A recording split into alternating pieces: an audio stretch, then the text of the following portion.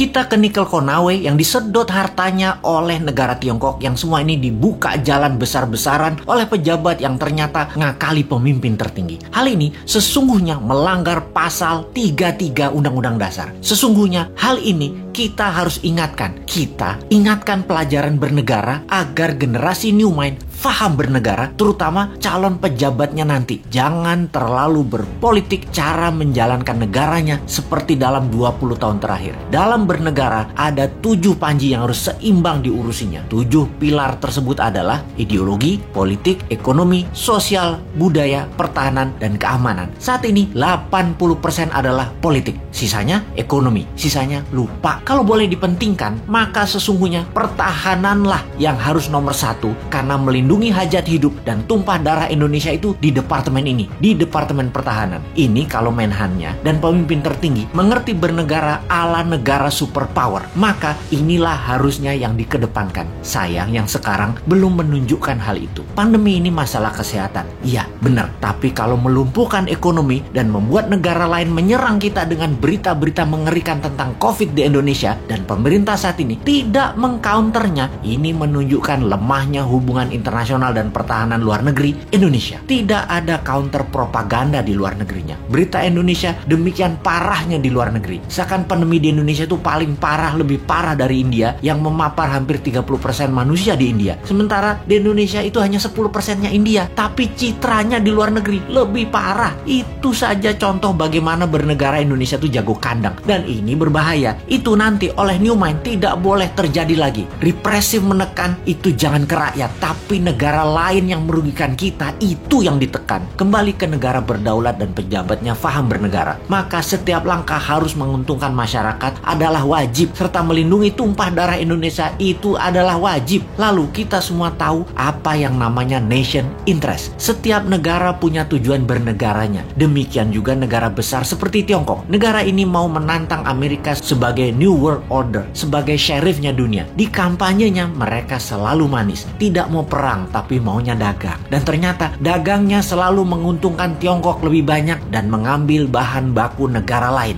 Tetapi propagandanya manis, Tiongkok mau bantu, Tiongkok bantu. Sungguh, kalau negara mau menjadi negara superpower, maka negara tersebut harus ada yang didominasi. Makanya Tiongkok yang telah mendominasi perdagangan dunia, mendominasi distribusi dunia, mendominasi produk murah, mau mendominasi energi yang namanya baterai. Untuk mendominasi baterai, mereka perlu nikel. Untuk itu, nikel terbesar di dunia hanya ada di Indonesia. Mereka mainkanlah. Pokoknya bagaimana caranya bikin semua orang silau, tak melihat niat jahat tadi yang terlihat nolong, pindah gede-gedean tambang nikel dan pabrik smelter, mengambil secepatnya bahan baku Indonesia mumpung masih berkuasa dan dibukakan jalan. Dijanjikannya Indonesia akan punya pabrik baterai, tapi bahan bakunya dihajar habis dulu sampai habis. 3 tahun lagi rasanya cukup buat mereka hajar habis tambang tersebut dan menjadikan Tiongkok punya cadangan selama 20 tahun ke depan untuk jadi raja baterai dunia. 90% keuntungan nikel adalah kalau dijadikan baterai, dan itu strategi Tiongkok. Sementara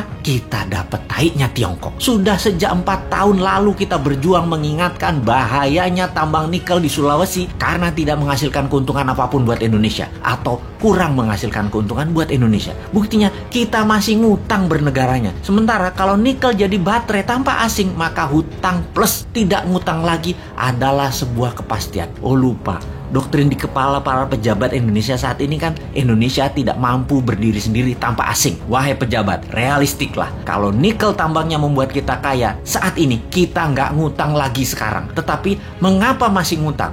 Mengapa masih naikin pajak? Pejabat tertinggi, sadarlah. Pejabat-pejabat tadi berlindung di balik kebaikan Anda. Namun sesungguhnya kebijakan mereka membahayakan Indonesia, anak cucu Anda, dan anak cucu kita.